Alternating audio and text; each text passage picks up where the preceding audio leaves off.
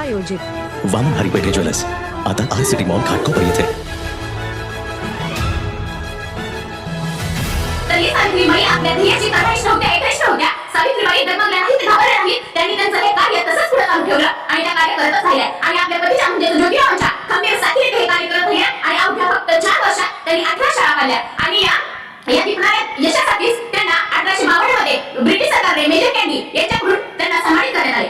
सावित्रीबाईंची विद्येबद्दल अगदी सुंदर व्याख्या आहे. सावित्रीबाईंचं म्हणणं असं आहे, सावित्रीबाई म्हणतात जर तुम्हाला तुमच्या सर्वांगीण गुणामध्ये जर वाढ करायची असेल तर ते वाढ करण्यासाठी कोणता धर्म उपयोगी असेल तर तो आहे विद्या धर्म. कारण की माणूस विद्या देणारा आणि विद्या घेणारा ह्या दोघांचं एकत्रित करून एक चांगला माणूस बनतो असं सावित्रीबाईंना वाटतं. यातून थोडक्यात तुम्हाला स्पष्टीकरण देऊ इच्छिते. विद्या देणारा हा धैर्यशील तर विद्या घेणारा हा शक्तिशाली आणि शाळा बनतो असं सावित्रीबाईंना वाटतं.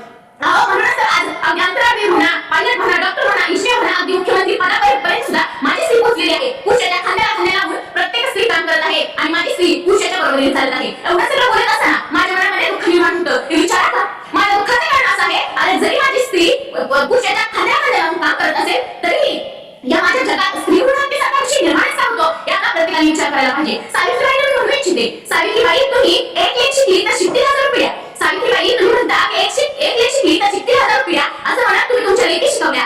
तुमच्या लेकी आज इतक्या शिकल्या की त्यांनी त्यांच्या सावत्री गर्भातच मारल्या. आजही त्या गर्भातील सावित्रीची, आजही त्या गर्भातील मुलीची व्यथा आज आम्हाला मिळते, ऐकायला मिळते आणि हे कुठेतरी थांबणं खूप गरजेचं आहे आणि याचा प्रत्येकाने विचार करावा.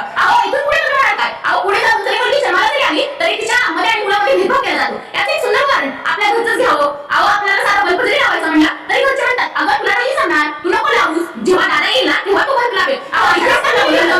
सांगितलं की या लोकांवर उपचार कर. त्या काळात लोक घरी घाबरून बसत असत, या प्लेग रोगाला घाबरून बसत असत. त्यावेळी मृत्यूला खांद्यावर घेऊन म्हणजे प्लेगग्रस्त लोकांना सावित्रीबाई खांद्यावर घेऊन जात होती.